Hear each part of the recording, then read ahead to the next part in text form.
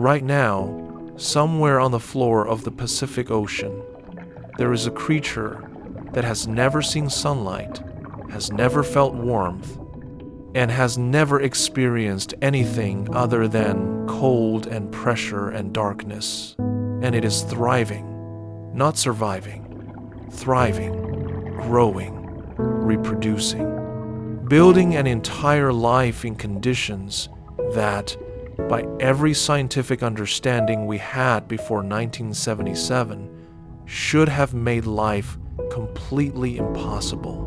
We know this creature exists because we finally went down there. And what we found when we arrived changed everything. If you enjoy drifting into the deep ocean and discovering what lies beneath, please consider liking and subscribing. It truly helps more than you know. Are you ready? Let's begin.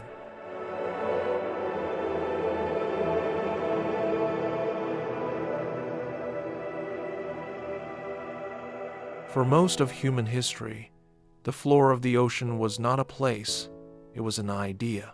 Sailors had always known the ocean had a bottom. They could feel it in certain shallow waters when they dropped anchor and the chain went slack. They could measure it crudely by lowering weighted ropes over the side of their ships and counting the length of line that disappeared before tension eased.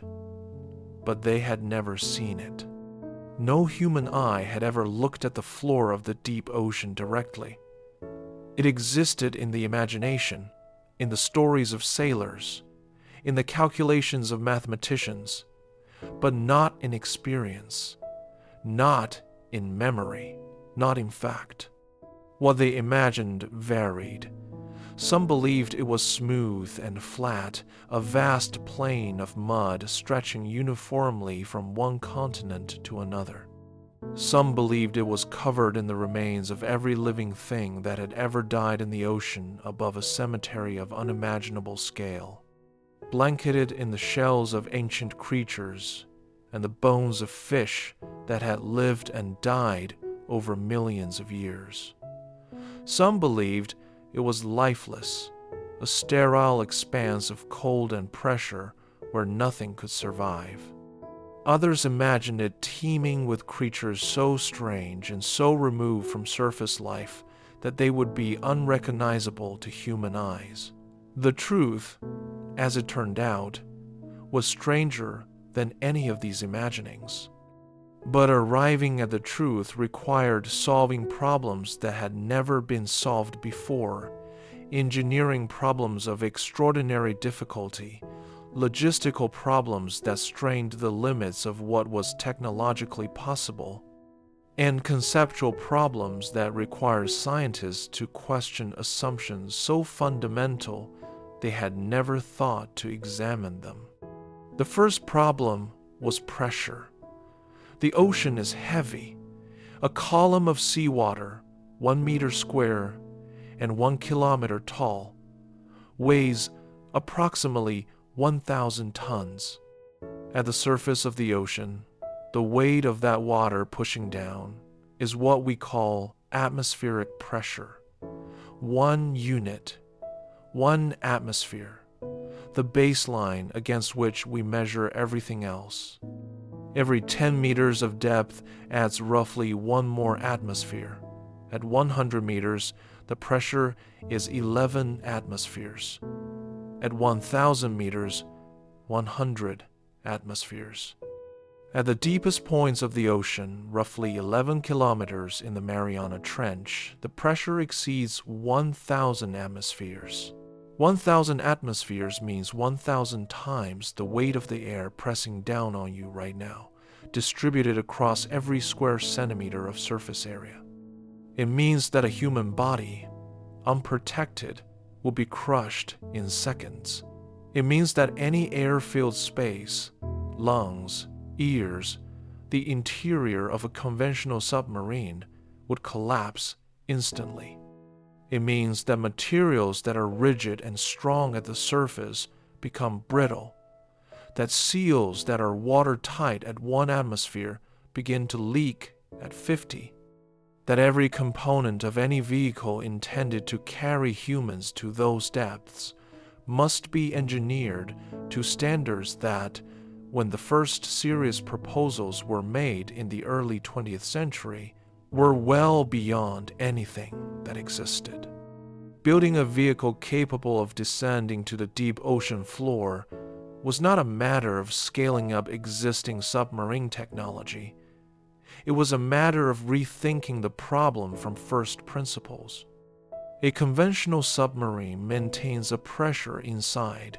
Close to atmospheric, it is, in effect, a rigid shell that keeps the crushing ocean outside while preserving normal air pressure inside. At depths of a few hundred meters, this is feasible. At depths of several kilometers, the engineering becomes exponentially harder. The shell must be thicker, heavier, stronger. The viewports must be made of materials that can withstand the pressure differential while remaining transparent.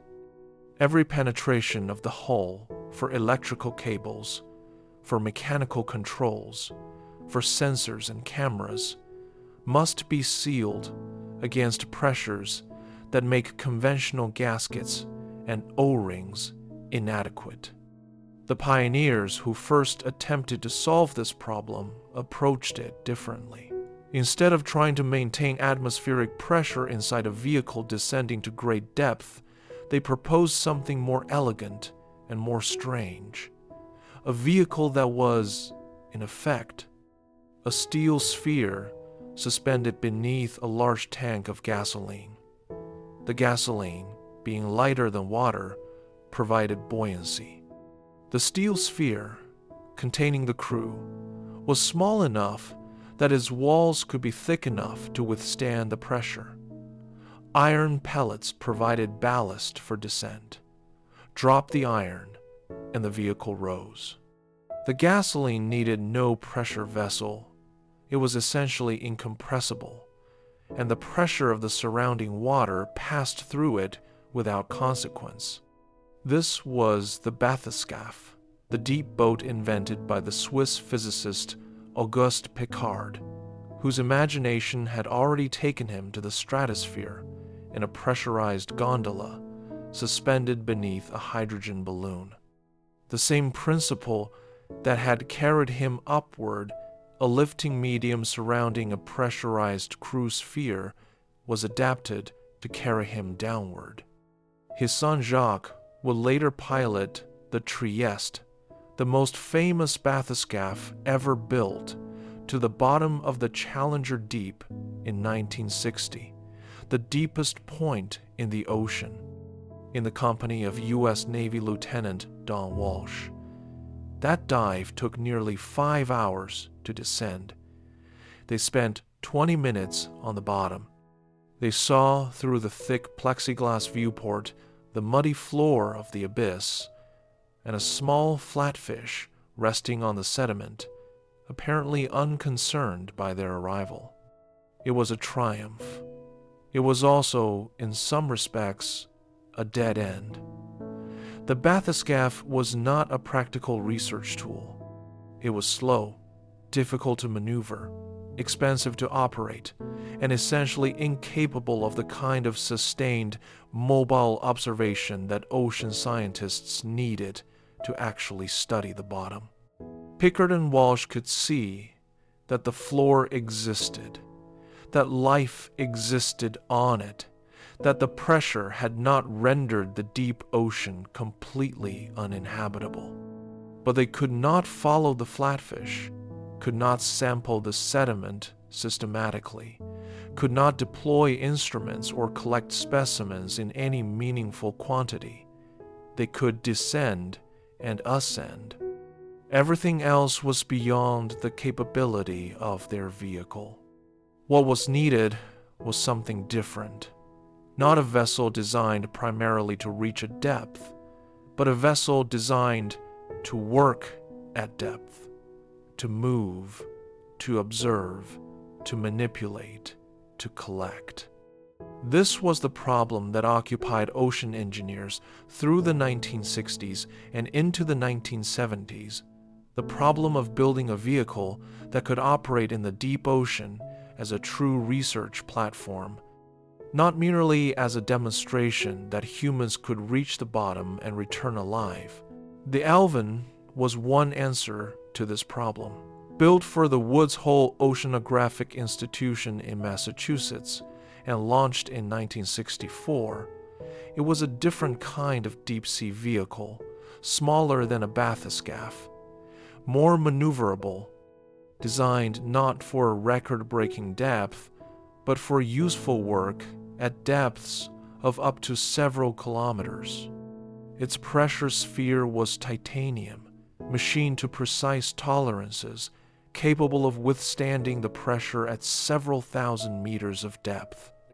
Its propulsion came from electric thrusters, allowing it to move in any direction at the command of its pilot. Its manipulator arms could reach out and grasp objects, collect samples, deploy instruments. Its cameras could record what it saw. The Alvin was not elegant. It looked, to many observers, like something assembled from spare parts, a white sphere surrounded by a yellow frame, bristling with thrusters and lights and equipment. It was cramped inside, cold and dark. The crew of 3, typically a pilot and 2 scientists, sat in the sphere in near darkness during the descent and ascent, which could take an hour or more each way.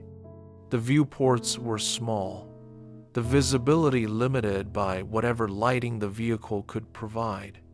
The bottom time was measured in hours, not days. Every dive was a significant logistical undertaking, requiring a surface support ship, a crew of technicians, careful planning, and considerable expense. But the Alvin worked. It could be put on the bottom and maneuvered across it. It could follow a feature, a rock formation, a biological community, a thermal gradient, and document what it found. It could collect samples and bring them back to the surface. It could do science, real science, at depths that had previously been accessible only to instruments dropped from the surface and retrieved with whatever they happened to catch. By the mid-1970s, the Alvin had accumulated hundreds of dives and a growing reputation as a tool of genuine scientific value.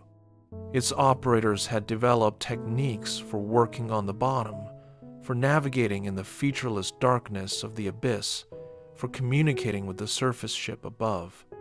They had learned the rhythms of a deep dive, the slow descent through darkening water, the transition from blue to black, the arrival at the bottom with its first hint of sediment stirring in the thruster's downwash, the careful approach to whatever feature they had come to study, the careful manipulation and collection, the reluctant departure when the bottom time ran out and the ascent began.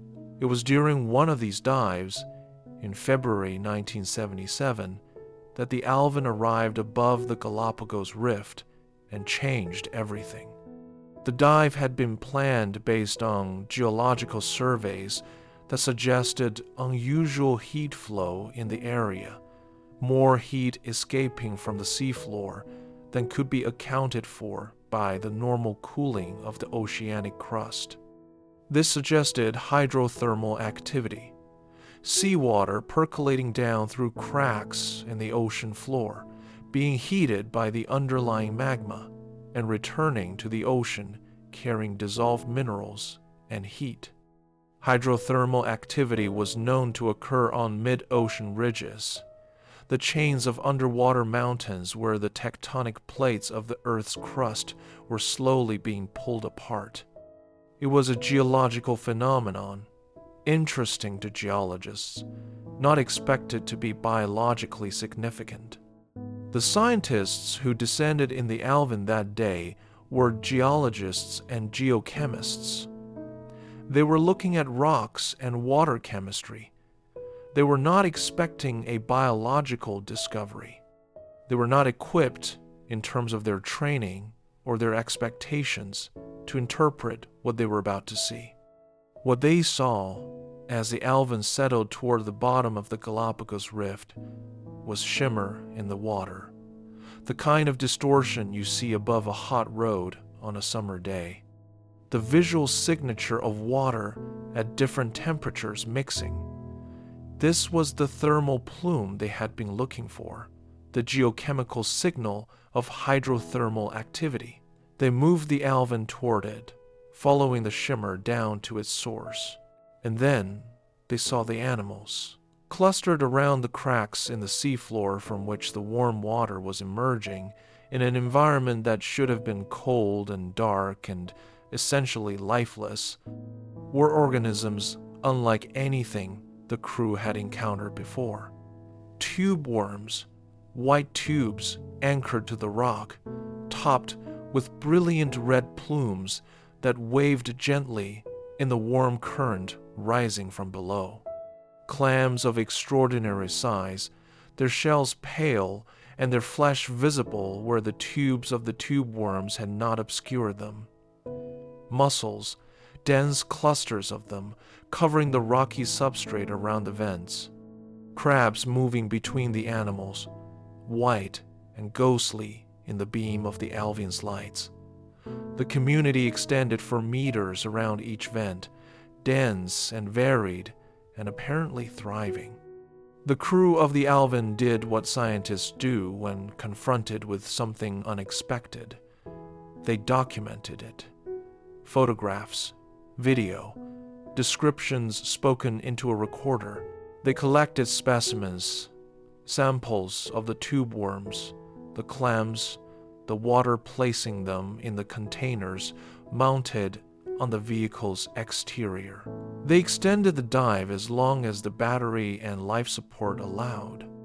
And then they ascended, carrying with them the evidence of something that, by the scientific understanding of the day, should not have existed. The specimens they brought back to the surface were extraordinary. The tube worms had no digestive system, no mouth, no gut, no means of processing food from outside their bodies. Their interior was packed with bacteria. The tubes were, in effect, living culture vessels for microbial communities that no one had ever studied. The clams had bacteria in their gills. The bacteria were not parasites.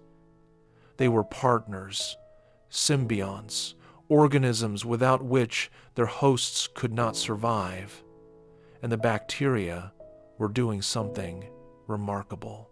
In the laboratory, the bacteria from the tube worms were found to be fixing carbon, combining carbon dioxide with other compounds to produce organic molecules using energy derived not from sunlight, but from the oxidation of hydrogen, sulfide.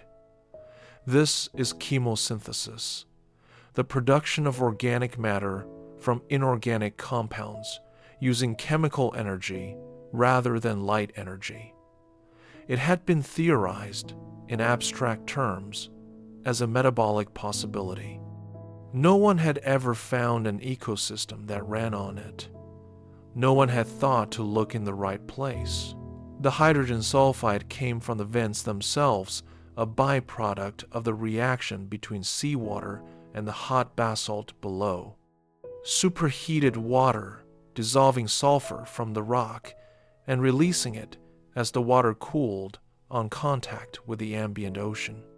Toxic to most life on Earth, hydrogen sulfide was, for the chemosynthetic bacteria of the vent communities, a fuel. They consumed it and, in doing so, released energy that they used to fix carbon. The tube worms, the clams, the mussels, all of them were farming this bacterial chemistry, housing it in their tissues and harvesting its products. The food web at the hydrothermal vent ran not on photosynthesis, but on chemosynthesis, not on sunlight, but on the chemistry of the Earth itself. The implications took time to fully absorb, but they were enormous. If life could sustain itself through chemosynthesis, powered by geological rather than solar energy, then the fundamental assumption that all complex life on Earth depends ultimately on the sun was false. Not subtly incorrect, not a useful simplification that broke down at the margins. False. There was another way. There had always been another way. And it had been sitting on the floor of the ocean, invisible, for as long as the ocean had existed. What else was down there that we had not yet found? What else had we assumed could not exist, that existed nonetheless? The floor of the ocean had just revealed that our understanding of life's requirements was incomplete. And if it was incomplete in this way, it might be incomplete in others. The expedition to the Galapagos Rift had not just found a new ecosystem, it had opened a question that has not yet been closed. What else does the ocean floor know that we do not? The answer, as every subsequent expedition has confirmed, is more than we expected. Always more than we expected. The science of the ocean floor did not begin in 1977.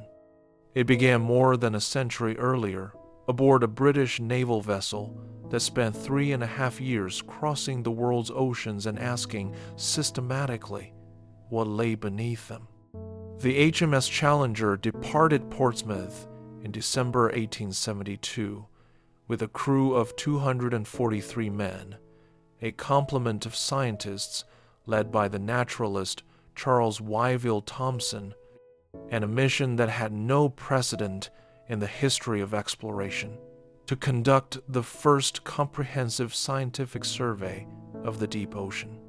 The Challenger carried equipment designed specifically for the purpose: dredges and trawls for collecting organisms from the bottom, sounding lines for measuring depth, thermometers for recording temperature at various depths, bottles for collecting water samples. The methods were crude by later standards, but they were systematic. The crew made observations at nearly 500 stations across the Atlantic, Pacific, and Indian Oceans, lowering their instruments to the bottom and bringing up whatever they found. What they found was enough to establish, beyond doubt, that the deep ocean was not lifeless. Every dredge that reached the bottom returned with organisms, worms, crustaceans, echinoderms, fish, bacteria, and creatures that defied easy classification.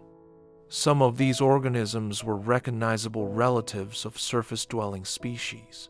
Others were so strange, so unlike anything previously described, that the scientists struggled to place them within any existing taxonomy. Life in the deep ocean was sparse. To be sure, the deep-sea samples contained far fewer organisms and far less total biological mass than equivalent samples from shallow coastal waters.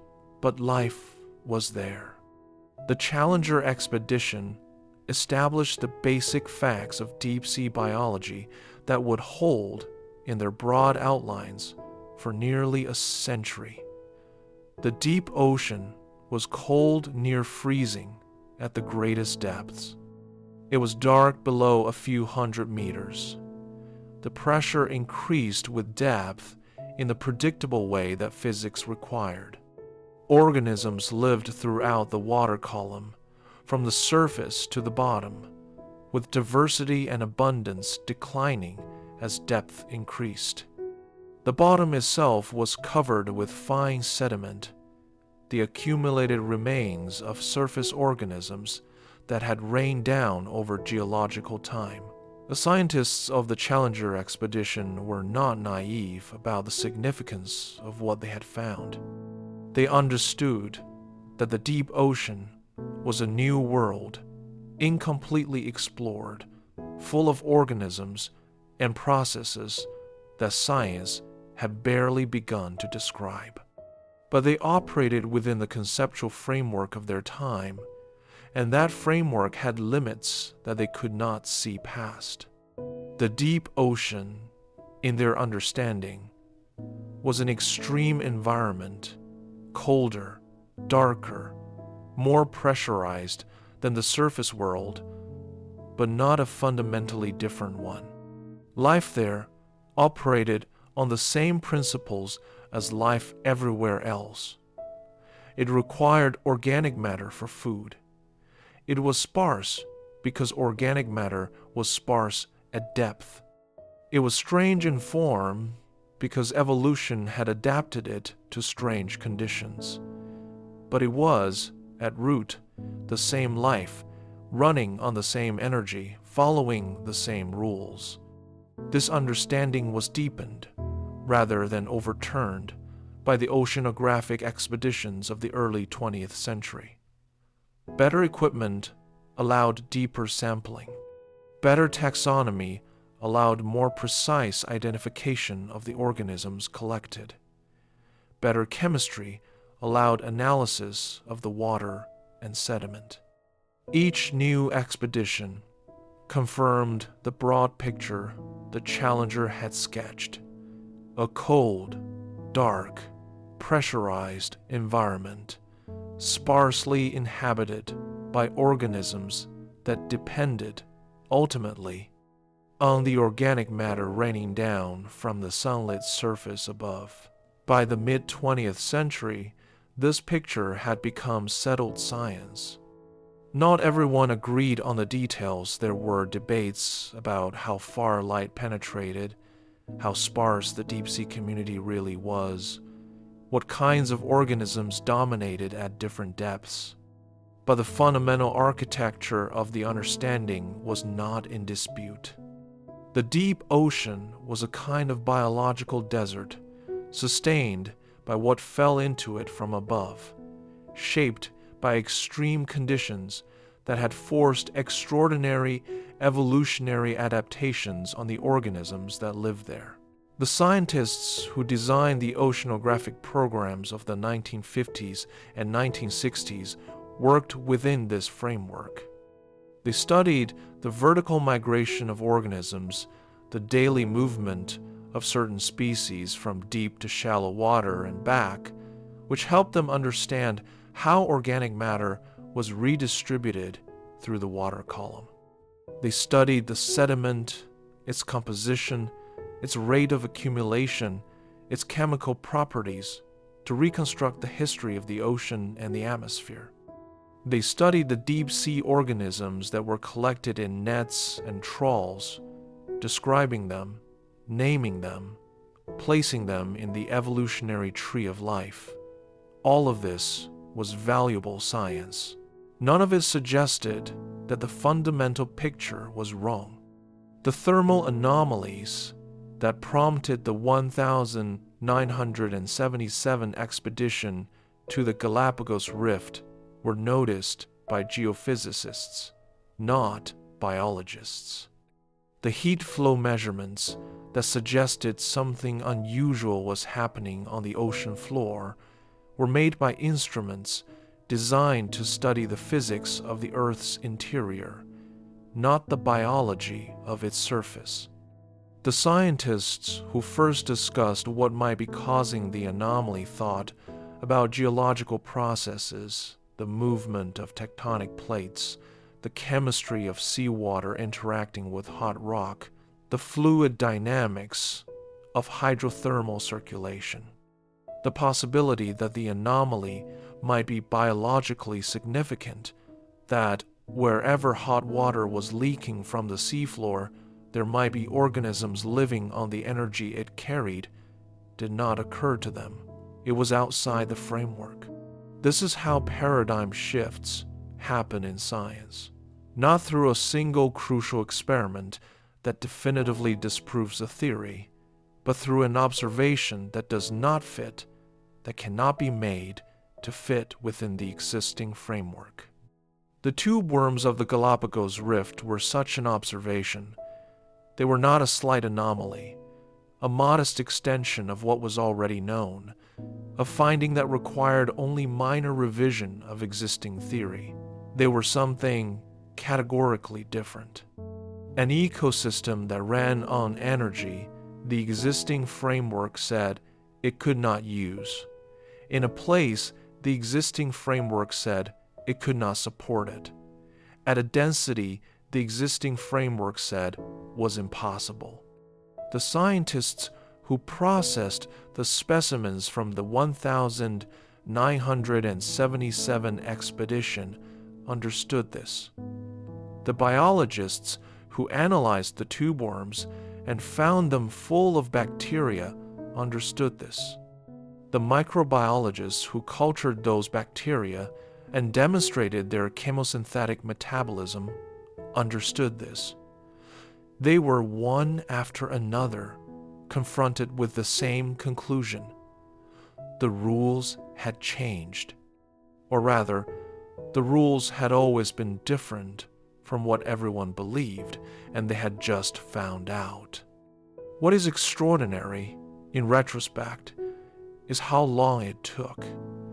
The deep ocean had been accessible, in principle, for a century. The Challenger expedition had brought up organisms from the bottom in 1872. Decades of subsequent expeditions had sampled the deep-sea community, described its organisms, studied its ecology. No one, in all that time, had found the hydrothermal vents. No one had looked for them. The geological surveys that detected the heat flow anomalies were conducted in the 1970s, driven by questions about plate tectonics and the movement of the Earth's crust, not by any biological hypothesis. The discovery of chemosynthetic ecosystems was, in the most literal sense, accidental. It happened because people were looking at something else and stumbled into something they had not expected and could not ignore. Science is full of such accidents. The most significant discoveries are often made not by researchers pursuing the discovery, but by researchers pursuing something else who find themselves confronted with an anomaly they cannot explain. Penicillin was discovered because a bacterial culture was contaminated. X-rays were discovered during an experiment on cathode rays. Cosmic microwave background radiation, the echo of the Big Bang, was found by engineers trying to debug a communications antenna that was picking up unexplained noise.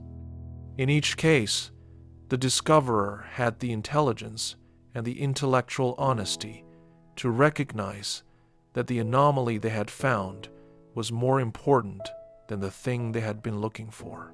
The crew of the Alvin in 1977 had those qualities. They were geologists, not biologists, but they recognized that the animals they were seeing around the hydrothermal vents were extraordinary. They extended their dive time. They collected specimens they had not planned to collect. They reported what they had found with the specificity and the accuracy that good science requires. And when they returned to the surface, they made the findings available, shared the specimens, shared the data, invited the biologist and the microbiologist and the geochemists to come and look at what had been found. This collaborative response was itself significant. The discovery of hydrothermal vent ecosystems was not processed within a single discipline. It required the simultaneous engagement of geology, biology, microbiology, geochemistry, and eventually astrobiology. No single scientist or research group had the expertise to understand all of it.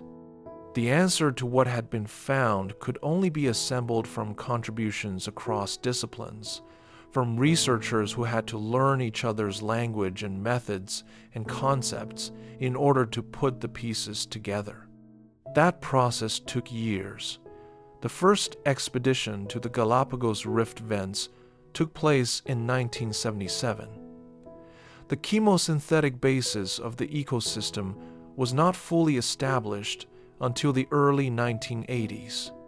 The diversity of vent ecosystems across different geological settings, the differences between Pacific and Atlantic vents, between fast-spreading and slow-spreading ridges, between shallow and deep vent fields was only understood through expeditions that continued through the 1980s and 1990s and into the 21st century. New vent fields are still being discovered. New species are still being described from the specimens collected at those fields. The ecology of the vent communities, the food webs, the population dynamics, the evolutionary relationships between species at different sites is still being worked out. The ocean floor is, in this sense, a scientific frontier in the most literal meaning of the term, a place where the boundary between the known and the unknown is close enough to touch, where the next expedition may return with something that requires the existing understanding to be revised, where the questions that can be asked have not yet all been formulated because the phenomena that give rise to them have not yet all been observed. This is rare in science. Most fields of inquiry have been explored sufficiently that the major questions are known, even if the answers are not. In physics, in chemistry, in evolutionary biology, in neuroscience, the framework of understanding is established enough that researchers know roughly what they are looking for. Even when they do not know what they will find, the deep ocean is different. The framework is too incomplete, the data too sparse, the phenomena too varied and too unexpected for researchers to know what the major questions even are. Every expedition returns with surprises. Every surprise generates new questions. The process of discovery has not converged. It has, if anything, accelerated as better technology has made more of the floor accessible. To understand why this matters, why the perpetual novelty of the ocean floor is significant beyond its scientific interest, it helps to think about what the ocean floor represents in the context of Earth's total habitable environment. The floor of the ocean is not a marginal feature of the planet. It is a central one. The ocean covers 70% of the Earth's surface. The average depth of the ocean is roughly 3.5 kilometers. The ocean floor, therefore, represents the largest single habitat on Earth, larger than all the continents combined, larger than the surface ocean itself, measured by area. And yet, it is the least known. We have mapped the surface of Mars at higher resolution than we have mapped the floor of our own ocean. We have more detailed knowledge of the topography of the Moon than of the abyssal plains of the Pacific. The organisms living on the ocean floor in the sediment, in the water column just above it, in the structures built by hydrothermal activity, have been sampled at fewer locations, described in less detail, and understood with less completeness than the organisms of almost any other environment on Earth. This is partly a matter of access. Going to the deep ocean floor is genuinely difficult and expensive. The engineering challenges are real, the logistical demands are significant, and the cost of operating research ships and submersibles is substantial. These constraints are not going away. The deep ocean will always be harder to study than a forest or a coral reef or a prairie, but they explain only part of the gap between what we know about the ocean floor and what we know about other environments. The rest is explained by the history of priorities, by the choices made over decades about what to study and what to leave for later. Later, for the ocean floor, is still largely in the future. The age of systematic exploration of the deep ocean has barely begun. The tools that will make it possible, more capable autonomous vehicles, better sensors, more sophisticated sampling systems, improved methods for bringing specimens to the surface without destroying them are being developed now. The expeditions that will use those tools to build a comprehensive understanding of the ocean floor ecology will take place over the coming decades. The discoveries they make, the species they find, the processes they reveal, the assumptions they overturn are unknown. But if the history of ocean floor exploration is any guide, they will exceed what anyone expects. What was expected before 1977 was a cold desert. What was found was something else entirely. The pattern has repeated with every subsequent look, and the ocean floor is very large, and most of it has not yet been looked at. Whatever is down there, waiting in the dark and the cold and the pressure, is not waiting to be found. It is simply there, as it has always been, as patient as geology, as indifferent to our expectations as the ocean itself. The question is not whether there are more surprises. The question is when we will go looking and what we will find when we do. There is another dimension to this that rarely gets discussed in the scientific literature, because science tends to focus on what is known rather than on the experience of not knowing. But the experience of not knowing the particular quality of ignorance that characterizes our relationship to the deep ocean floor is worth pausing on, because it is unusual. Most of what we do not know in the ordinary way. We know that we do not know it. We have a rough sense of the shape of our ignorance, an outline of the territory we have not yet mapped.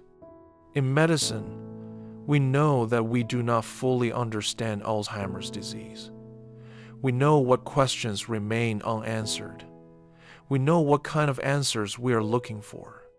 In cosmology, we know that we do not understand dark matter and dark energy. We know they exist. We know roughly what role they play.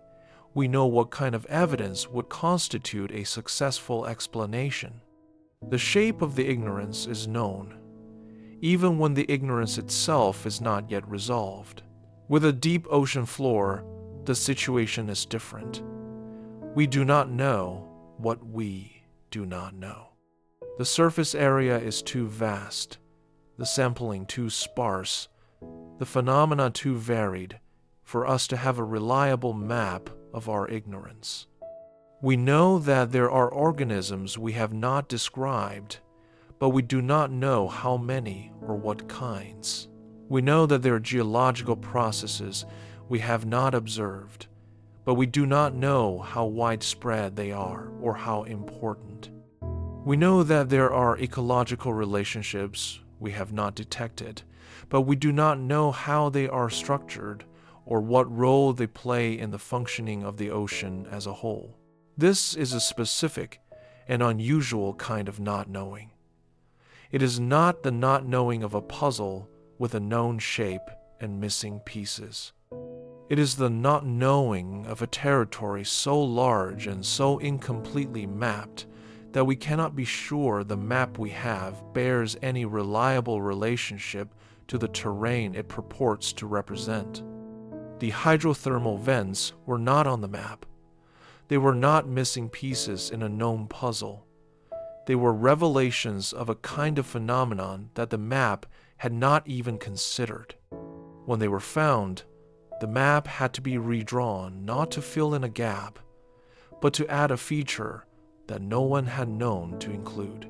And the question that follows from this, inescapably, is what other features are missing from the map? What other phenomena exist on the floor of the ocean that we have not found because we have not looked, and have not looked because we did not know to look? The answer, almost certainly, is that there are more. The ocean floor is too large, the sampling too limited, the history of discovery too full of unexpected revelations, for the reasonable conclusion to be that we have found everything significant that is down there. Something else is waiting, something that will, when found, require another redrawing of the map, something that will, once again, expand the boundaries of what we understand to be possible. We do not know what it is. We cannot know until we go looking. But the history of every expedition that has ever descended to the floor of the ocean suggests that looking will be worth it. The 1977 discovery was so significant precisely because it overturned an assumption so deeply embedded that no one had thought to question it. To understand how significant this was, it helps to understand how deeply the assumption of solar dependence was embedded in biology. Every ecosystem ever studied, before 1977, could be traced back to photosynthesis. The forests depend on sunlight. The grasslands depend on sunlight. The shallow water coral reefs depend on sunlight, channeled through the symbiotic algae living in coral tissue. The open ocean depends on phytoplankton, single-celled algae that photosynthesize in the sunlit surface waters. Even the deep ocean, in the conventional understanding, depended on sunlight indirectly through the rain of organic matter that sank from the productive surface layers above. Every food web, in every environment, eventually led back to a photosynthesizing organism that had captured energy from the sun and locked it into organic molecules. This was not merely a pattern. It was understood to be a physical necessity. Sunlight was the only source of energy abundant enough, reliable enough, and chemically accessible enough to power complex ecosystems. Remove the sun, and life would collapse. This was as certain as anything in biology. The organisms of the hydrothermal vents demonstrated that this certainty was wrong. They had found another source of energy not just theoretically possible, but actually functioning, actually sustaining communities of organisms, actually supporting food webs of real complexity and real productivity. The Earth itself, cooling from its formation, leaking heat through cracks in its crust, was providing the energy that the sun could not reach. The geological engine of the planet was an alternative to the astronomical engine of the star it orbited. This realization took time to settle into the scientific community. Initial reports from the 1977 expedition were met with a mixture of excitement and skepticism. Some scientists accepted the findings quickly, recognizing their significance. Others questioned the interpretation, looked for alternative explanations, wondered if the chemosynthesis they were observing was somehow secondary. Perhaps the bacteria were still, in some indirect way, dependent on photosynthetically derived organic matter. Further expeditions, further analysis, further evidence gradually resolved these doubts. By the early 1980s, the existence of chemosynthetically driven ecosystems was established beyond reasonable dispute. And once established, the implications began to propagate outward from oceanography into every field that touched on the question of where life can exist. Astrobiology, the study of the potential for life beyond Earth, was transformed. The discovery of hydrothermal vent ecosystems meant that life could potentially exist anywhere in the universe where liquid water and a source of chemical energy came together. It did not need a star at the right distance. It did not need a surface bathed in light. It needed water, heat, and chemistry. Those requirements are far more common in the universe than the specific combination of stellar radiation and planetary conditions that produces a photosynthetic world. The ocean floor had not merely expanded our understanding of life on Earth, it had expanded the universe of possible life everywhere. And the question that now hung in the cold, dark water above the Galapagos Rift, above every hydrothermal vent ever found since, was the same question that would drive exploration of the ocean floor for decades to come. If this is what we found the first time we looked, what else is down there? The diversity of chemosynthetic pathways that sustain these vent communities is itself remarkable. The black smokers are the most dramatic example. These are high-temperature vents that release superheated water, 300 to 400 degrees Celsius, laden with dissolved minerals, primarily metal sulfides that precipitate out of solution when the hot vent water meets the cold ocean water and form towering chimney structures. The chimneys themselves can reach heights of tens of meters, and they are not lifeless.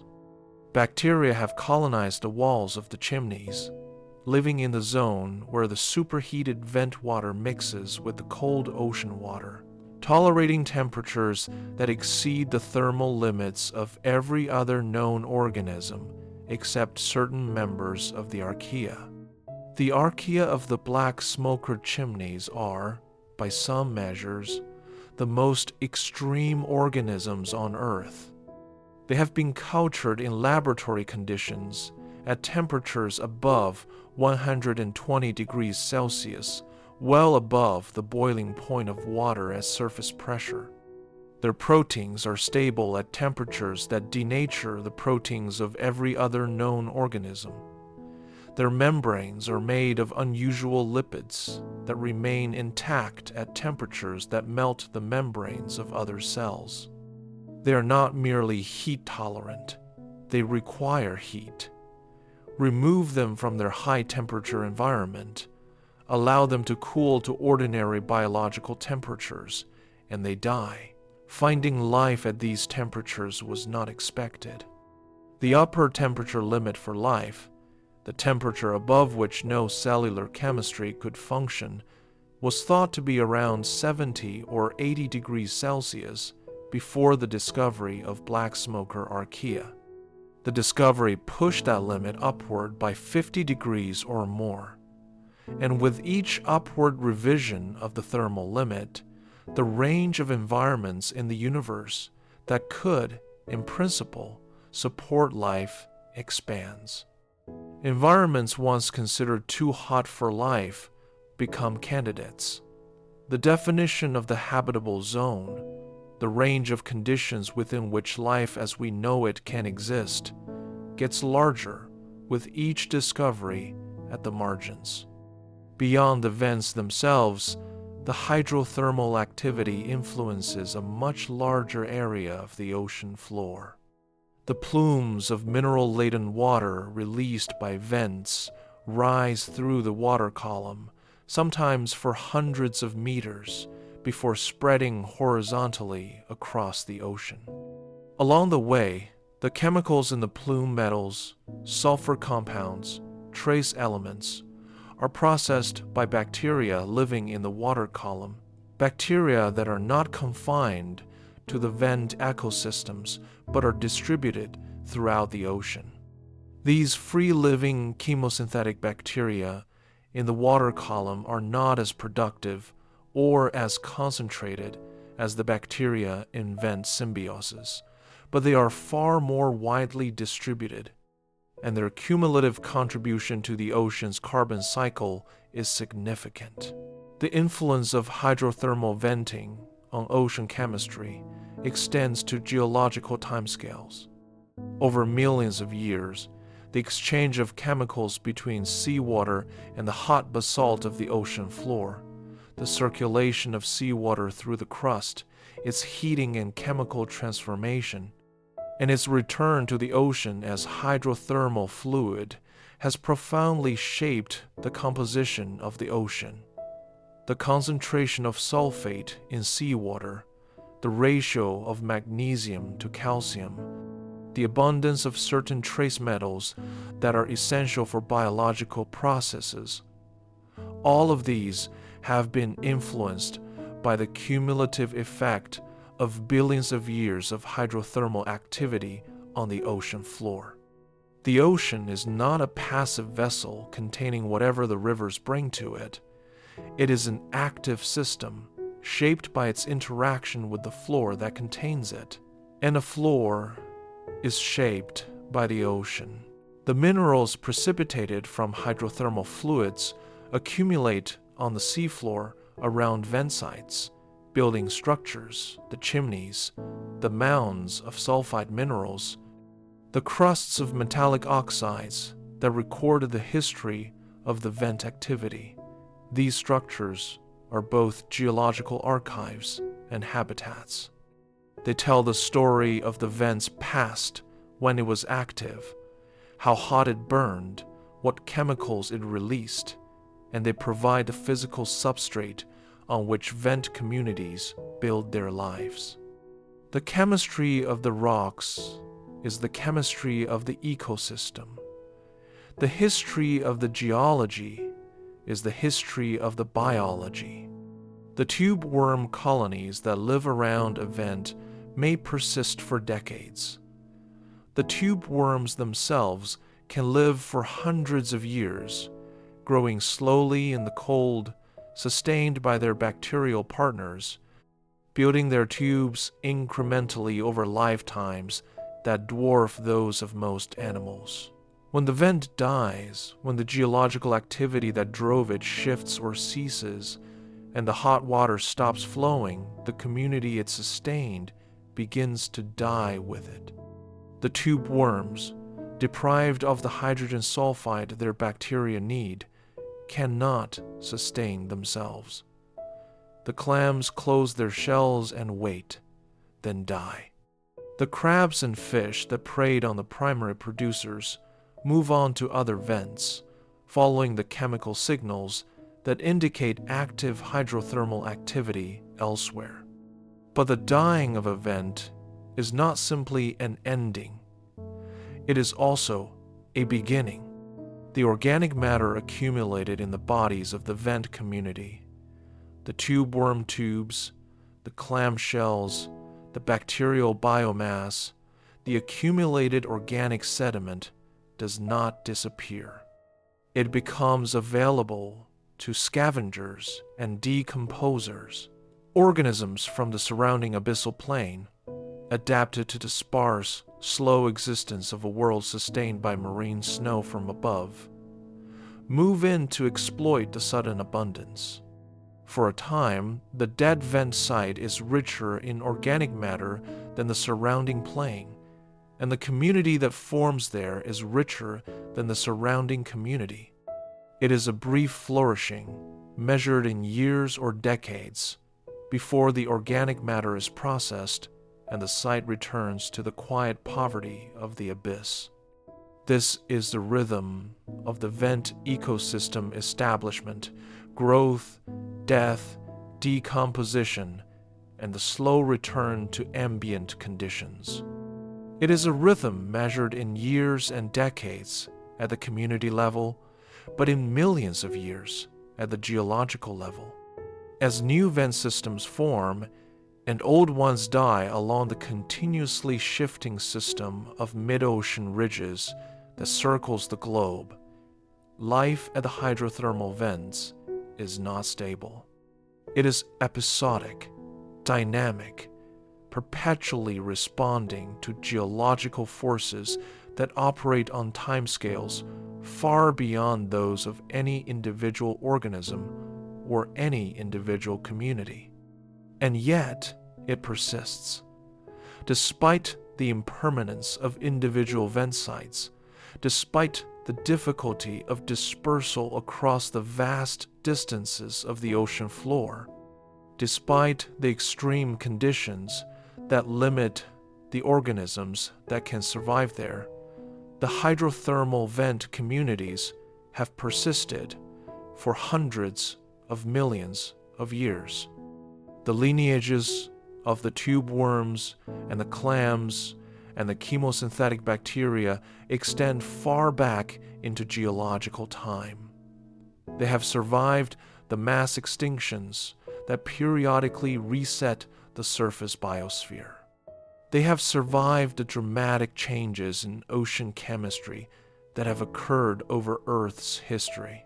They have survived because the geological processes that power them, the cooling of the Earth, the movement of tectonic plates, the release of heat through the ocean floor, are themselves stable over the timescales on which evolution operates. What the floor of the ocean found in 1977 was not a curiosity. It was not an exception to the rules. It was a demonstration that the rules were larger than anyone had understood. Life does not require sunlight. Life does not require photosynthesis. Life does not require the specific chain of energy transfer that connects the sun to every living thing on the surface of the earth. Life requires energy, and it requires chemistry, and it requires water. And wherever those three things come together, life finds a way. The ocean floor had known this for hundreds of millions of years. We had simply not gone to look. The organisms that were found around the hydrothermal vents in 1977 were not the only organisms that science had underestimated. They were the most spectacular example, the most visible, the most dramatic, the most immediately compelling of a broader pattern that subsequent research would reveal across the ocean floor. Away from the vents, in the cold, dark, seemingly featureless abyssal plain, life was also more abundant, more varied, and more ecologically significant than the prevailing model had suggested. The model had described the abyssal plain as a near desert, sustained by the thin rain of organic matter from above, inhabited primarily by microbial communities and a sparse scattering of invertebrates. This was not wrong, exactly. It was incomplete. The organisms were sparser than in shallower water. The energy availability was lower. The ecological dynamics were slower. But the abyssal plain was not the biological wasteland that the model implied. What researchers discovered as they began to sample the abyssal plain, systematically taking sediment cores from multiple locations, counting and identifying the organisms in each sample, studying the microbial communities that inhabited the sediment, was a richness that the model had not predicted. Not richness in biomass, the total weight of living organisms per unit area, was indeed low compared to other environments. But richness in diversity, the number of distinct species inhabiting the abyssal sediment, was surprisingly high. This was counterintuitive. In most environments, diversity correlates with productivity. The more energy available, the more species that can carve out distinct ecological roles and coexist.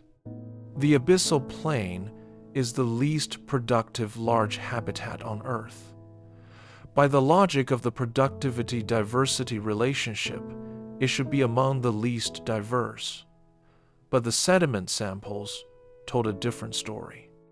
The number of species of small invertebrates, the meiofauna, as they are called, collected from abyssal sediment cores, was comparable to the number found in shallow water sediments, which are far more productive. The explanation, still debated among researchers, involves several factors: the physical stability of the abyssal environment, the absence of seasonal variation, the constancy of temperature, the predictability of the slow rain of organic matter from above may allow species to coexist that would be competitively excluded in more dynamic environments. The sheer scale of the abyssal plain, covering more than half of the Earth's surface, may provide opportunities for geographic isolation and speciation that less extensive habitats cannot. Whatever the mechanism, the result is clear. The diversity of life on the abyssal plain is greater than expected, and the reasons for this are still not fully understood. Every sediment core taken from the deep ocean floor has contained life.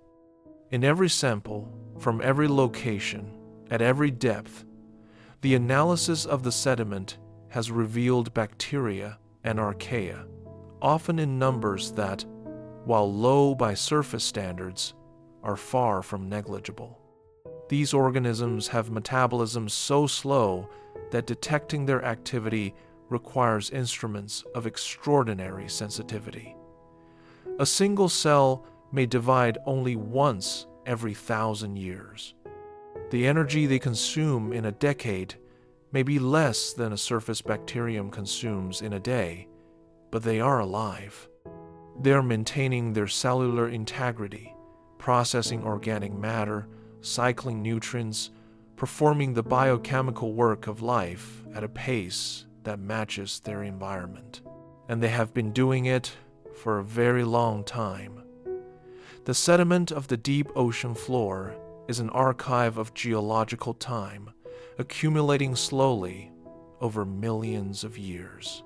In that sediment, microbial communities have been persisting through conditions that changed gradually over geological time, changing ocean chemistry, changing temperatures, the occasional disruption of a major extinction event, continuing to process whatever organic matter reaches them, continuing to cycle the elements that pass through their bodies, continuing to function as a component of the global carbon cycle that regulates the chemistry of the atmosphere and the ocean.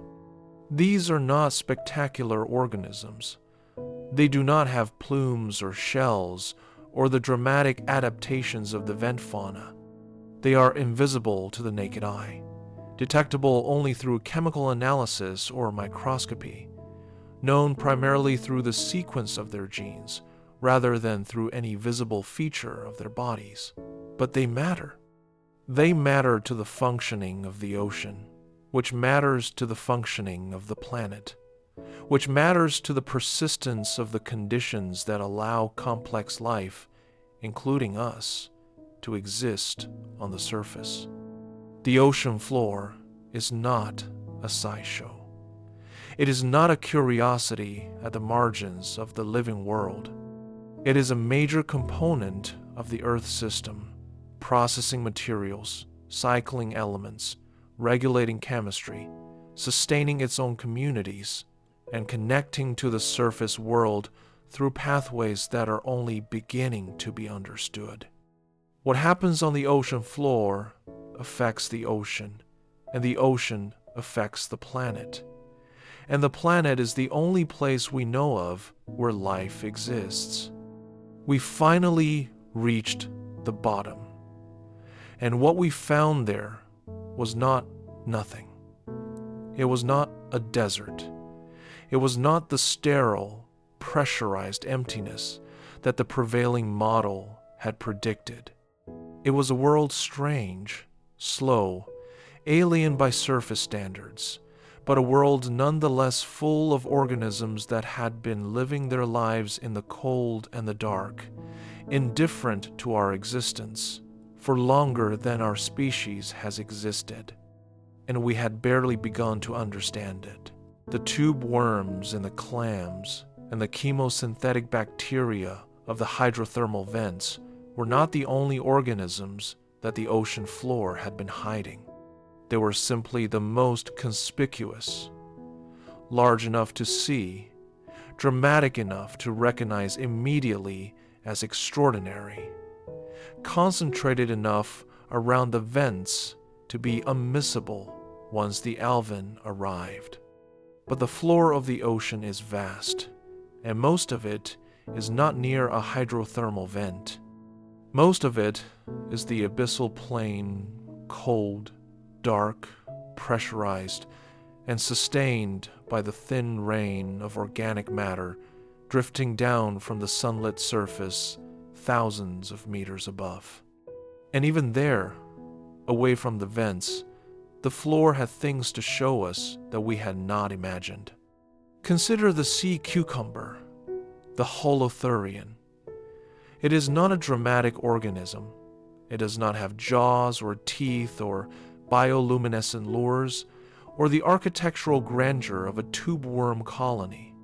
It is a soft, elongated animal, roughly cylindrical, that moves slowly across the seafloor by peristaltic contraction of its body wall, ingesting sediment as it goes and extracting whatever organic matter the sediment contains. On land, the equivalent ecological role is played by earthworms organisms so humble and so familiar that we rarely think about them, and yet so essential to the functioning of terrestrial soils that their absence would be catastrophic. The sea cucumbers of the deep ocean floor play an analogous role. They process the sediment, cycling organic matter through their bodies, releasing the products of their digestion back into the water and the sediment, contributing to the nutrient cycling that keeps the floor's chemistry in balance. They do this slowly. Everything on the ocean floor is slow but persistently, over timescales that accumulate to significance. And they do it in enormous numbers. Surveys of the abyssal plain using cameras and submersibles have found sea cucumbers in densities that surprise researchers who expected the floor to be sparsely populated. In some areas, they are among the most abundant large organisms on the seafloor, visible in virtually every photograph taken at certain depths. Their tracks crisscrossing the sediment surface like the trails of an invisible but active community. Why so many? The answer lies in their role as generalist sediment processors. In an environment where food is scarce and hard to come by, where the energy arriving from above is minimal and unpredictable, the organisms that can extract nutrition from the sediment itself, rather than waiting for discrete food items to come to them, have a significant advantage. Sea cucumbers do not hunt. They do not compete directly with other organisms for specific food resources. They simply eat the floor as indiscriminately and as continuously as the energy budget of their slow metabolisms permits. It is not a glamorous strategy, but in the deep ocean, glamour is not selected for. Persistence is. The brittle stars are another example of deep-sea abundance that surprised early researchers. These are relatives of starfish, with a small central disk and 5 long, flexible arms that they use for locomotion and for sweeping particles of food toward their mouths. On coral reefs and in shallow coastal waters, brittle stars are familiar animals, present but not dominant. In certain areas of the deep ocean floor, they are overwhelmingly dominant, present in densities of hundreds per square meter, their arms intertwined in dense aggregations that cover the sediment surface almost completely. Photographs of these aggregations look like images of living carpets, the arms moving in slow waves as the animals respond to the slight current above the floor. What do they eat? Primarily the fine organic particles that settle on the sediment surface, the most recent arrivals of marine snow, before they are buried and processed by the microbial community below. The brittle stars position themselves to intercept this material as it arrives, sweeping their arms through the water above the sediment to collect particles that have not yet landed. They are, in effect, filter feeders working at the sediment-water interface, exploiting a food resource that is simultaneously sparse and reliably present. The material arriving from above is never abundant, but it never completely stops. The brittle stars have found a way to live on it. The diversity of the strategies employed by deep-sea organisms to extract energy from a low-energy environment is one of the remarkable features of the abyssal community. Patience, efficiency, flexibility, symbiosis, the deep ocean selects for all of these. And the organisms it has produced over millions of years of evolution demonstrate them in forms that surface ecology does not prepare you to expect. The xenophyophores are perhaps the most extreme example. These are foraminifera, single-celled organisms related to the amoeba, but with shells made of mineral particles they collect from the sediment and cement, together with their own secretions. In shallow water, foraminifera are microscopic, a few millimeters in diameter at most, visible only under a microscope. The xenophyophores of the deep ocean floor are something categorically different. They can reach diameters of 20, 30, even 40 centimeters, the size of a dinner plate, a basketball, occasionally larger.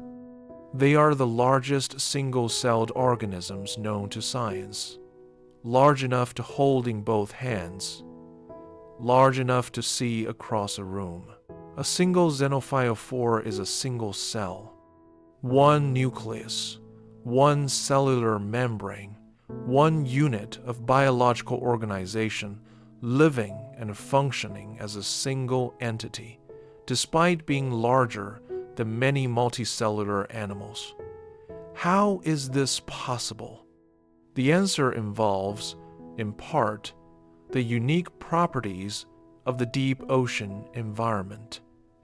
The extreme cold slows metabolic processes, reducing the energy demands that would otherwise constrain cell size.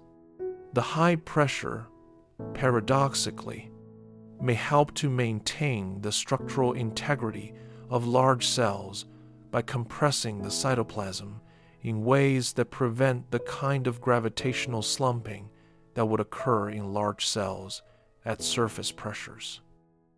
And the low-energy environment may favor large size as a foraging strategy.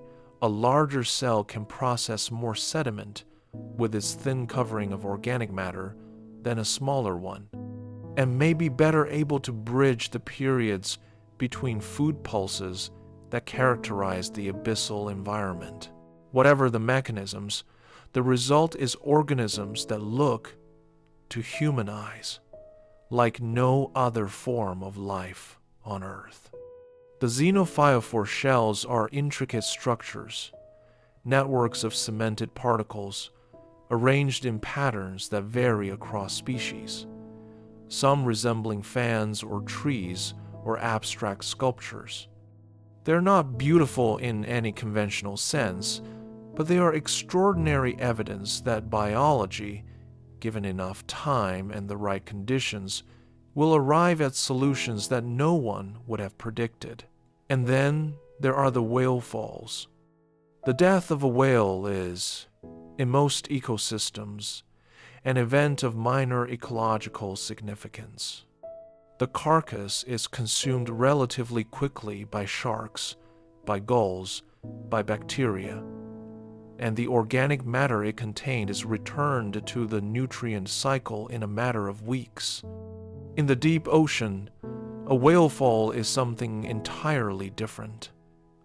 A large whale, a blue whale, a sperm whale, a fin whale may weigh 60 or 80 tons.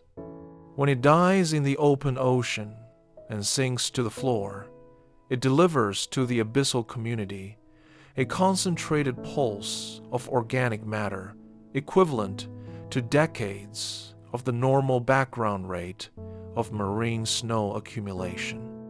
The response of the abyssal community to a whale fall is rapid and organized. Within hours of the carcass's arrival on the floor, mobile scavengers begin to appear. Sleeper sharks, large, slow sharks that spend most of their time in the deep ocean, moving at speeds so low that they were long considered too slow to catch prey, arrive and begin to feed on the soft tissue of the carcass. Hagfish arrive, burrowing into the body and consuming it from within.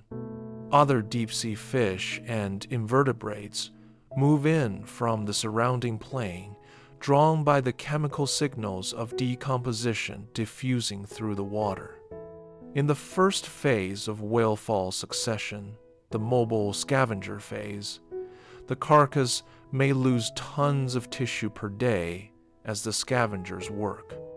This phase can last for months, depending on the size of the whale and the density of the scavenger community. When it is over, the bones remain, stripped of soft tissue, lying on the floor of the abyss. The second phase is dominated by enrichment opportunists, polychaete worms, crustaceans, and other small invertebrates that colonize the bones and the sediment surrounding them, feeding on the organic matter that has been released by the scavengers and that has saturated the sediment around the carcass. This phase can last for years. The diversity of organisms at this stage is surprisingly high. Researchers have found dozens of species at whale fall sites that do not occur anywhere else in the surrounding abyssal plain. Organisms that appear to specialize in the particular chemical and physical conditions created by a decomposing whale skeleton. The third phase is the most extraordinary. The bones of large whales are saturated with lipids, fats, that make up a significant fraction of the whale's total body mass, and that are stored, in part, in the spongy interior of the bones. When the soft tissue is gone and the enrichment opportunists have processed the material immediately surrounding the bones, bacteria begin to colonize the bones themselves. These bacteria break down the lipids, releasing hydrogen sulfide as a metabolic byproduct, the same hydrogen sulfide that powers the chemosynthetic communities around hydrothermal vents. At this point, something remarkable happens. Chemosynthetic organisms, the same kinds of organisms that live around hydrothermal vents, begin to colonize the whale skeleton. Tube worms, clams, specialized snails that are found nowhere else except at vents and at whale falls, bacterial mats covering the bone surfaces, An entire community of chemosynthetically powered organisms building their lives on the organic remains of a whale that died months or years earlier in a location that has no geological heat source, no hydrothermal activity, no connection to the vent ecosystems except through the chemistry of hydrogen sulfide. The whale fall vent ecosystem is temporary. It lasts for years or decades, as long as there are lipids remaining in the bones, and then it collapses as the chemical energy source is exhausted. But during that time, it sustains a community that is functionally similar to a hydrothermal vent community, running on the same basic chemistry, hosting many of the same kinds of organisms. This has implications for the evolutionary history of vent communities. The species that colonize whale falls and hydrothermal vents overlap significantly. These are organisms that can apparently move between the two types of chemosynthetic habitat that are adapted to live wherever hydrogen sulfide is available, whether the source is geological or biological. In the deep ocean, where hydrothermal vents are separated by hundreds or thousands of kilometers of biologically impoverished abyssal plain, the question of how vent species disperse from one vent system to another is a significant one. The larvae of tube worms and vent clams can drift in ocean currents, but the distances between active vent systems are vast, and the probability of a larva reaching a new vent site by random drift is low. Whale falls may be stepping stones. In oceans where large whale populations were abundant as they were before commercial whaling, reduce those populations by 90% or more in the 20th century. Whale carcasses sinking to the floor of the deep ocean may have been frequent enough and distributed broadly enough to provide intermediate habitats between distant vent systems.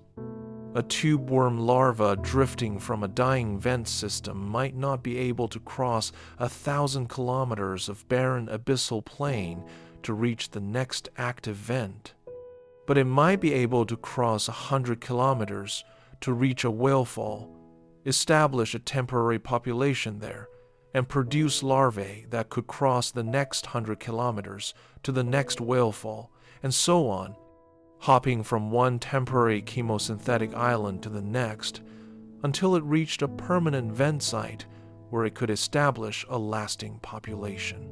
The destruction of the world's whale populations by commercial whaling may have severed these stepping stones.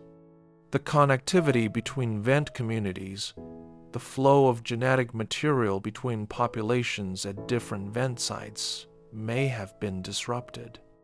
The ecological resilience of chemosynthetic ecosystems, their ability to recover from local extinction events by recolonization from nearby populations, may have been reduced. We do not know this for certain, because we were not studying these systems before the whales were gone, and we cannot reconstruct what we did not observe.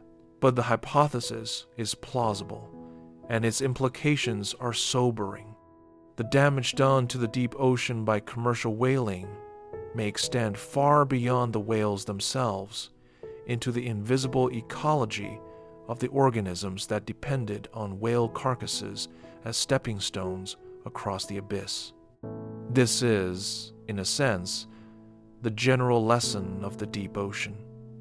The connections are not obvious. The consequences of disruption are not predictable from surface appearances. The floor of the ocean is not a separate world, sealed off from the surface by kilometers of water.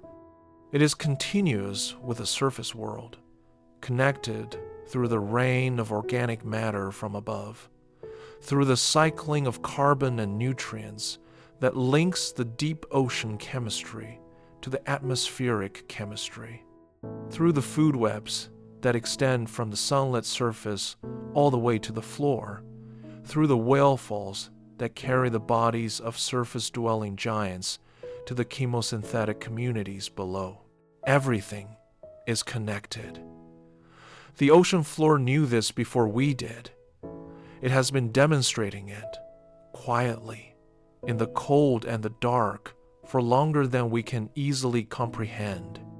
The organisms of the deep ocean floor, the sea cucumbers, and the brittle stars, and the xenophyophores, and the whale-fall communities, share a quality that is difficult to name, but easy to recognize once you are looking for it.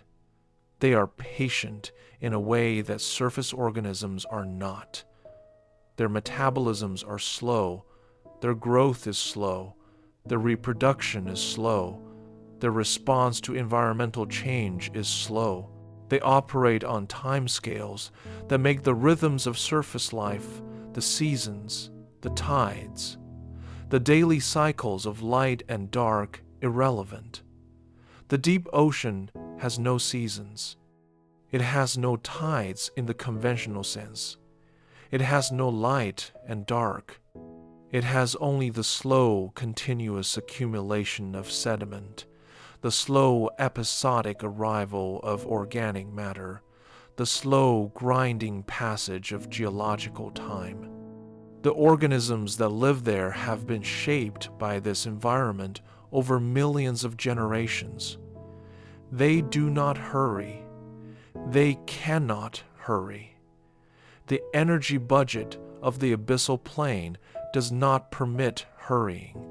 Every calorie that arrives must be extracted as efficiently as possible. Every metabolic process must be tuned to operate at the lowest energy cost compatible with survival and reproduction. The result is organisms that are, by the standards of surface biology, extraordinarily economical organisms that have reduced the cost of living to the minimum that biology permits and that live long lives on the proceeds. The Greenland shark is perhaps the most extreme vertebrate example. This large shark, reaching lengths of 5 or 6 meters and weights of over a ton, inhabits the cold, deep waters of the North Atlantic and the Arctic. It moves slowly, metabolizes slowly, grows slowly. Its growth rate has been measured in centimeters per decade. Its lifespan has been estimated through radiocarbon dating of the crystalline lens of its eye at several hundred years. One specimen was estimated to be approximately 500 years old, older than the oldest living tree in most temperate forests, older than the founding of most modern nations, born into a world before Shakespeare, before the Reformation, before the first European contact with the Americas. 500 years of slow, cold, patient life in the dark ocean. The Greenland shark is a predator. It eats fish, seals, occasionally whales, but it is a predator adapted to an environment where prey is not abundant enough to justify the energetic cost of sustained pursuit. It moves slowly, its body temperature close to the temperature of the surrounding water, its metabolic rate calibrated to the minimum required to maintain consciousness and locomotion. It is thought to catch seals by approaching them while they sleep, moving so slowly and so silently that the seals do not wake until it is too late. Patient, slow, cold, invisible. The Greenland shark is a predator that has had centuries to learn the rhythms of its environment. What does 500 years of experience look like in a shark? We cannot know. The Greenland shark has no language, no culture, no accumulated knowledge in any form we would recognize. but 500 years of navigation through the same cold ocean, of finding prey and avoiding hazards, of responding to the slow seasonal changes in its environment. This is an accumulation of something, even if we cannot name it. It is a kind of memory written not in neurons, but in the refined instincts and calibrated responses of a body that has been tested against its environment for half a millennium.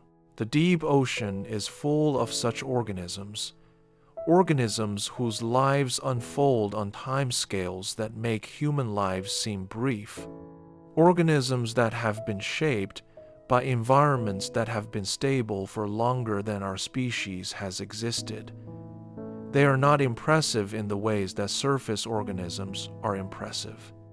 They do not display the bright colors or the dramatic behaviors or the rapid responses that make surface life visually and experientially compelling. They are impressive in another way, in their patience, their efficiency, their extraordinary adaptation to conditions that would be lethal to almost everything else alive. And they are poorly known. We have described their forms and cataloged their names and placed them in the evolutionary tree of life. But we know little of their lives, their behaviors, their social interactions, if any, their responses to environmental change, their roles in the ecosystems they inhabit. The deep ocean does not give up its secrets easily. It requires patience from the scientists who study it that matches, at least in ambition, if not in duration, the patience of the organisms themselves. The organisms of the deep ocean floor have been there for a long time. They will be there for a long time after we are gone. Whether we learn to understand them, whether we develop the curiosity and the technology and the will to go to their world and look at them carefully and ask the right questions, that is up to us. But they do not need our understanding to persist. They needed it, briefly and accidentally, only to be found. And now that they have been found, they continue exactly as before, slowly, patiently, in the cold and the dark, doing what they have always done. The ocean floor does not distinguish between the time before we found it and the time after. It does not know that it has been discovered. It simply continues. The discovery of hydrothermal vent ecosystems changed how we think about life. The discovery of whale falls changed how we think about ecological connectivity. The discovery of abyssal diversity changed how we think about biological complexity in low-energy environments. But the ocean floor has taught us something larger than any of these individual lessons. It has taught us something about the nature of our ignorance, about how much we do not know, and about how the things we do not know are not randomly distributed, but tend to cluster in the places we have not yet bothered to look. Before 1977, the deep ocean floor was not a priority. It was known to exist. It was known to be inhabited, but it was considered peripheral, extreme, inaccessible, too distant from the conditions of ordinary life to be scientifically central. The major questions of biology were pursued in laboratories, in field stations on land, in the shallow coastal waters, where sampling was easy and organisms were abundant. The deep ocean was a curiosity, a domain of specialists, a place that generated interesting specimens for museums but did not, in the prevailing view, hold the keys to understanding the fundamental questions of biology. This turned out to be wrong. The deep ocean floor does hold keys to fundamental questions. The discovery of chemosynthesis as an energy source for complex ecosystems changed astrobiology. The discovery of pressure-adapted organisms changed our understanding of the physical limits of life. The discovery of extreme thermophile organisms living at temperatures above the boiling point of water at surface pressure changed our understanding of the thermal limits of biochemistry.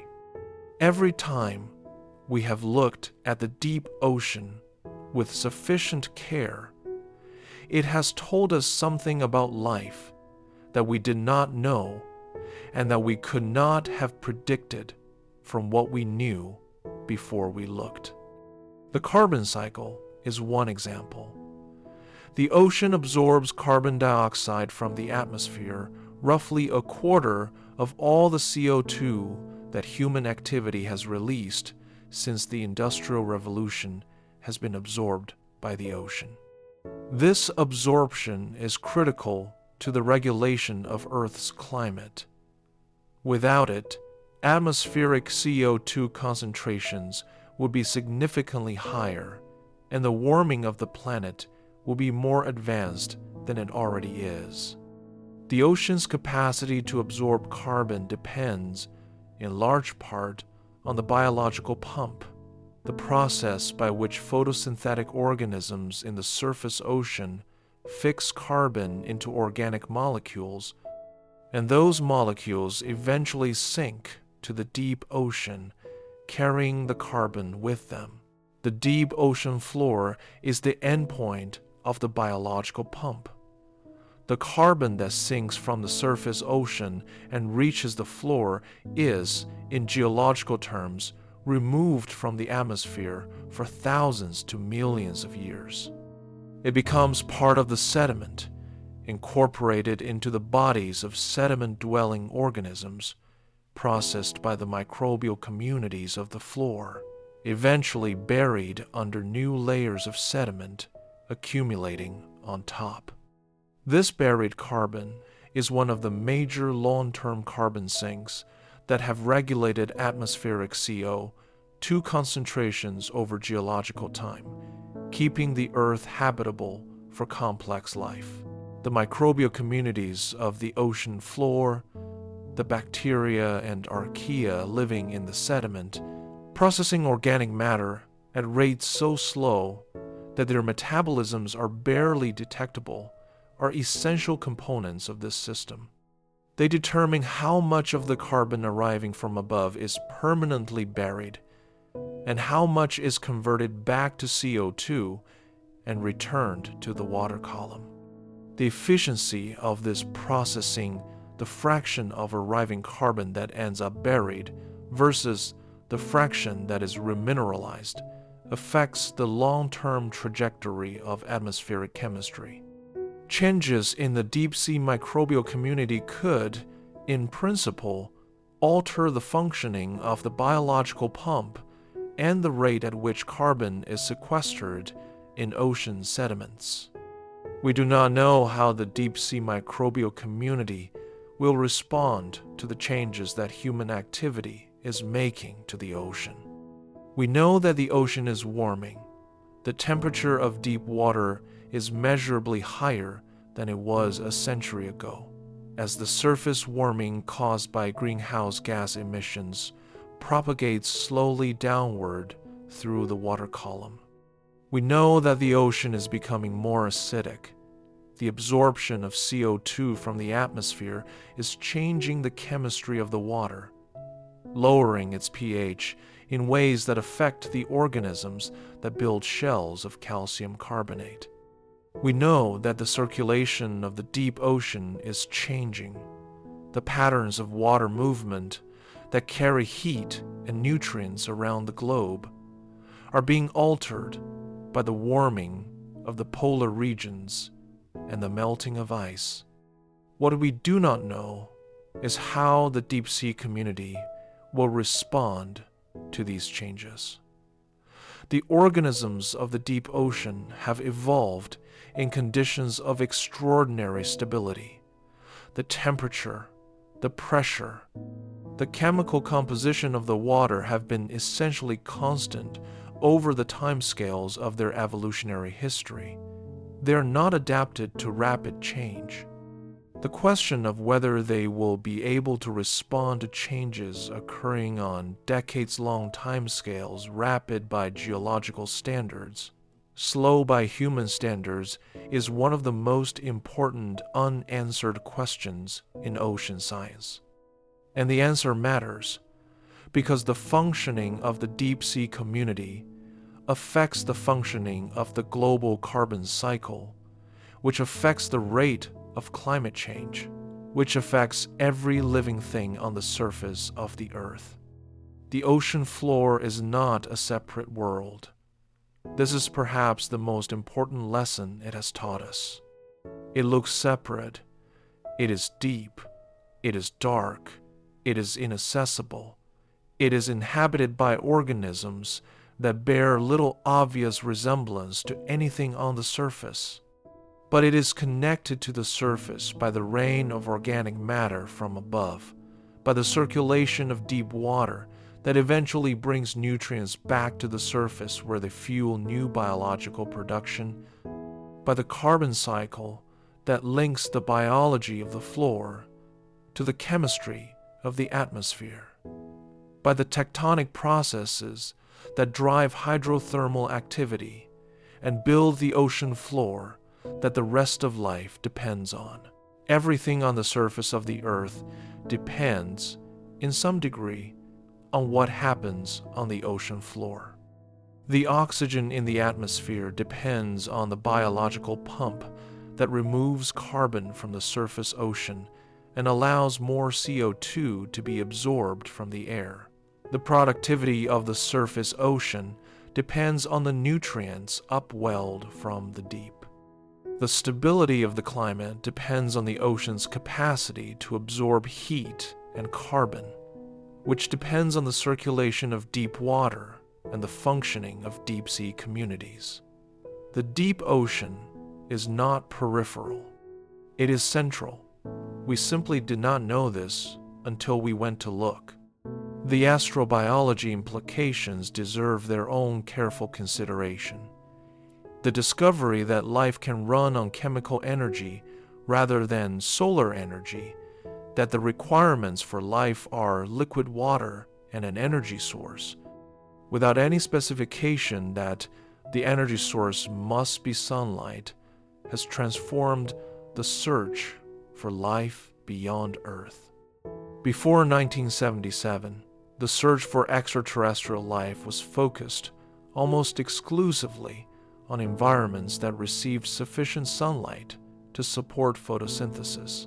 The habitable zone around a star was defined as the range of orbital distances within which liquid water could exist on a planet's surface, the range within which the star's energy was sufficient to keep water liquid, but not so intense that it boiled it away. After 1977, the habitable zone expanded. Environments that receive no sunlight, the subsurface oceans of icy moons, the deep interiors of rocky planets, the hydrothermal systems that may exist wherever water and geological heat come together, became candidates for life. The icy moon Europa, orbiting Jupiter with its frozen surface and its suspected subsurface ocean, became one of the most exciting targets in astrobiology. The evidence for a subsurface ocean on Europa, the magnetic field measurements that suggest a conducting liquid layer beneath the ice, the geological features that imply an active interior, the plumes of water vapor detected escaping from the surface is compelling. And if Europa has a subsurface ocean, it may have hydrothermal vents at its floor, sustained by the tidal heating that Jupiter's massive gravity exerts on its moon. And if it has hydrothermal vents, it may have ecosystems. Saturn's moon Enceladus is even more compelling. It actively vents water vapor and organic compounds from its South Pole geysers of material erupting through cracks in the ice, detectable by the Cassini spacecraft that orbited Saturn from 2004 to 2017. The material in these plumes has been analyzed and found to contain molecular hydrogen, a product of the reaction between water and hot rock, the same reaction that drives hydrothermal activity on Earth. Enceladus has liquid water, it has geological heat, it has the chemistry of hydrothermal activity, it has everything that the ocean floor of Earth has that supports chemosynthetic ecosystems. Whether Enceladus has life is not known. We have not been able to look directly. The instruments on Cassini were not designed to detect biological signatures. Future mission spacecraft that can fly through the Enceladus plumes and analyze the material in sufficient detail to look for signs of life have been proposed but not yet funded or launched. The answer to the question of whether Enceladus is inhabited may be decades away, but the question would not even be asked if we had not gone to the floor of our own ocean and found that life does not require the sun. The tube worms of the Galapagos Rift did not just change our understanding of Earth's biosphere. They changed our understanding of what it means for a world to be habitable. The ocean floor has also taught us something about the history of life on Earth. The oldest known fossils of complex ecosystems, communities of organisms living together, interacting in ways that constitute an ecology, are from the late Precambrian, roughly 550 to 600 million years ago. But life itself is much older. The earliest known fossils of microbial life are more than 3 billion years old. For more than 2.5 billion years, life on Earth was almost entirely microbial, single-celled organisms, primarily bacteria and archaea, living in the ocean, processing available chemicals, cycling the elements that would eventually build the complex ecosystems of the later Earth. Where were these early microbial communities most productive, most diverse, most evolutionarily active? The question is difficult to answer from the fossil record alone, which is biased toward environments where preservation is likely. But the evidence from geochemistry and phylogenetics, the study of evolutionary relationships among living organisms, suggests that deep ocean, hydrothermal environments were among the most important. The earliest branches of the tree of life, the organisms most closely related to the last universal common ancestor of all life on Earth, are thermophiles and hyperthermophiles organisms that thrive at high temperatures, of the kind found around hydrothermal vents. The chemical signatures of early life in ancient rocks are consistent with chemosynthetic metabolism. The deep ocean, in the early history of this planet, may have been where life was most abundant, most productive, and most central to the functioning of the Earth system. If this is correct, then the organisms of the modern hydrothermal vent ecosystems are not merely curiosities at the margin of the biosphere. They are representatives of the oldest living lineages on Earth, descendants of the organisms that first colonized this planet, that first developed the biochemical systems on which all subsequent life is based, that first learned to extract energy from the chemistry of a cooling planet. When we look at a tube worm colony around a hydrothermal vent, we may be looking at something close to what the most productive ecosystems on early Earth looked like, before photosynthesis evolved, before oxygen accumulated in the atmosphere, before complex multicellular life appeared. We may be looking at the roots of the tree of life. The ocean floor does not reveal these connections easily. It requires patience and technology, and the willingness to ask questions that do not have obvious answers. It requires the kind of scientific imagination that allows a person to look at a crack in the ocean floor, leaking warm water, and to think not just about the geology of the crack, but about the biology that might surround it.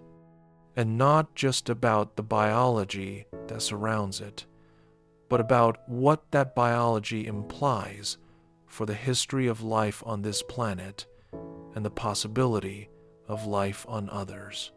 We have been looking at the ocean floor seriously for less than 50 years.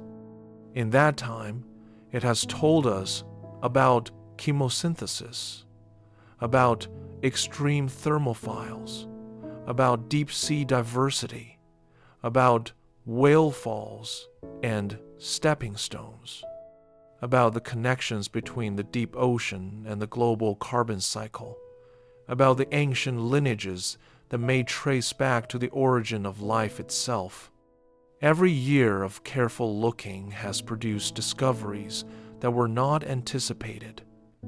Every expedition has returned with organisms or processes or geological features that required revision of the existing understanding. The ocean floor is patient. It has been accumulating its slow wonders for billions of years. It will continue to do so long after we are gone. But the time when it is available to us, when the technology exists to go and look, when the understanding of what we are looking at is sufficient to recognize what is significant, when the scientific community has the will and the resources to conduct systematic exploration, is finite. We are in that time now. The tools are improving. The expeditions are multiplying. The questions are becoming more specific and more sophisticated as the answers to earlier questions sharpen the picture. What the ocean floor will tell us next, we do not know. The history of ocean floor exploration suggests that we cannot know that the next major revelation will come from somewhere unexpected, from the investigation of a question that does not yet seem important, from the accidental observation of something that should not be there but is. We know only that it will exceed what we expect. It always has. We reached the bottom.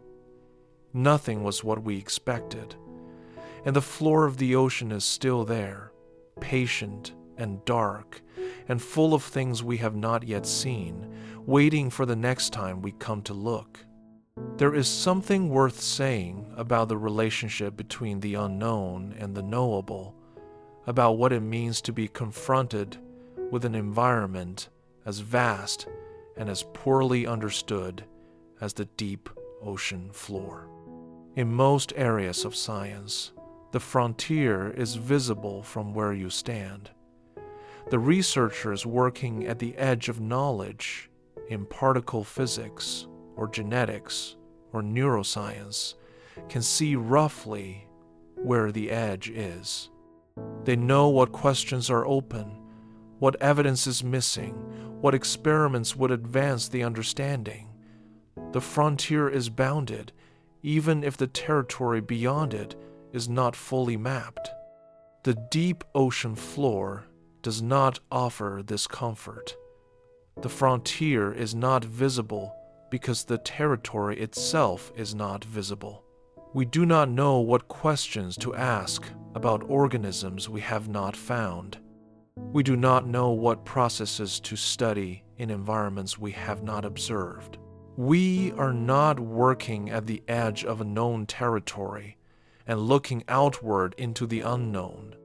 We are standing in the middle of an unknown territory, surrounded on all sides by things we cannot see, trying to understand the shape of what we are standing in from the small portion we can examine. This is an unusual scientific situation, and it produces an unusual scientific experience. The researchers who study the deep ocean floor, who design the expeditions, operate the vehicles, analyze the samples, interpret the data, spend their careers working in a domain where the most important discoveries may be completely unexpected, where the frameworks they use to interpret their findings may be inadequate in ways they cannot anticipate, where the questions they're asking may be the wrong questions because the right questions depend on knowledge they do not yet have. This requires a particular kind of intellectual humility, not the performative humility of acknowledging that science is uncertain. All scientists know this, but the genuine, practical humility of proceeding in the absence of a reliable map, of accepting that the conceptual tools you are using may not be adequate for the phenomena you are encountering, of holding your interpretations lightly enough to revise them when the next dive returns with something that does not fit. The scientists who found the hydrothermal vent ecosystems had this humility. They were looking for rocks. They found tube worms. They did not insist that tube worms must be explicable within the existing framework. They recognized that the existing framework was inadequate and set about building a better one. This is science at its best, not the confirmation of what is already known, but the honest confrontation with what is not. The deep ocean floor will continue to require this honesty from those who study it. The next major discovery there will come to researchers who are willing to be surprised, who hold their assumptions loosely, who can recognize the significance of an anomaly before they understand it. The floor of the ocean has been surprising people for as long as people have been going to look at it. There is no reason to think it has run out of surprises. Consider what we have found in the past half-century of serious deep ocean exploration.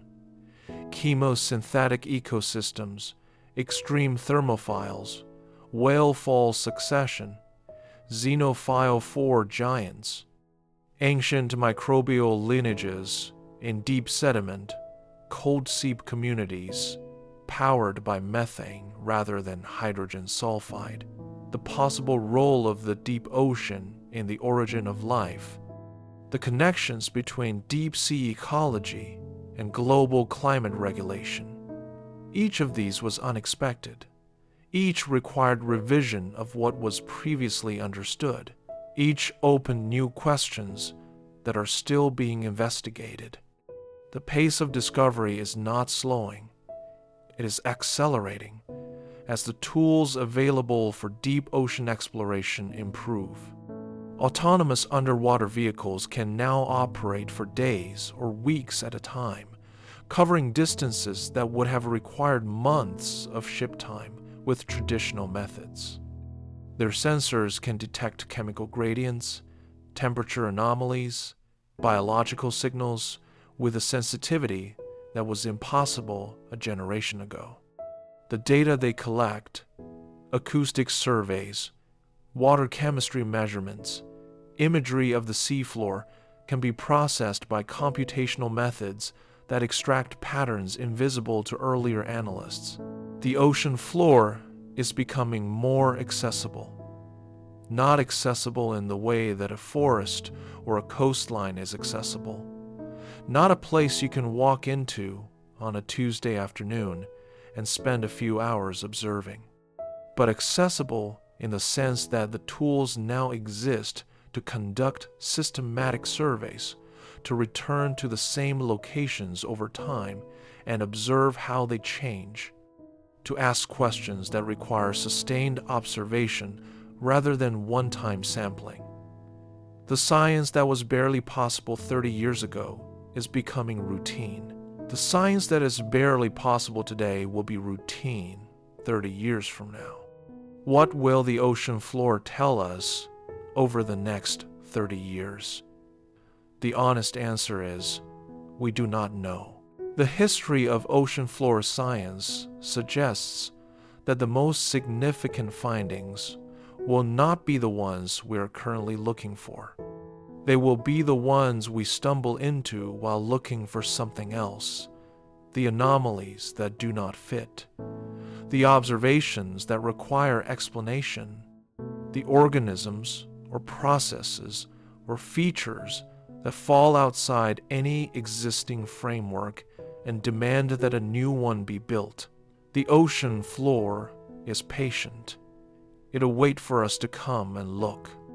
It will be there when we arrive cold, dark, pressurized, rich with things we have not found yet, indifferent to the time it has taken us to develop the curiosity and the technology to come looking.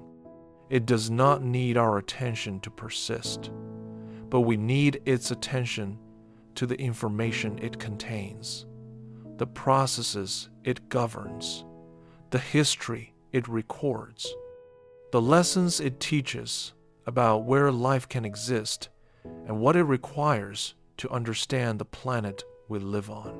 We reached the bottom. Nothing was what we expected, and the bottom is still teaching.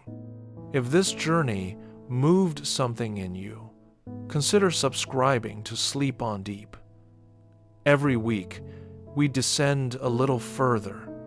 The ocean is waiting.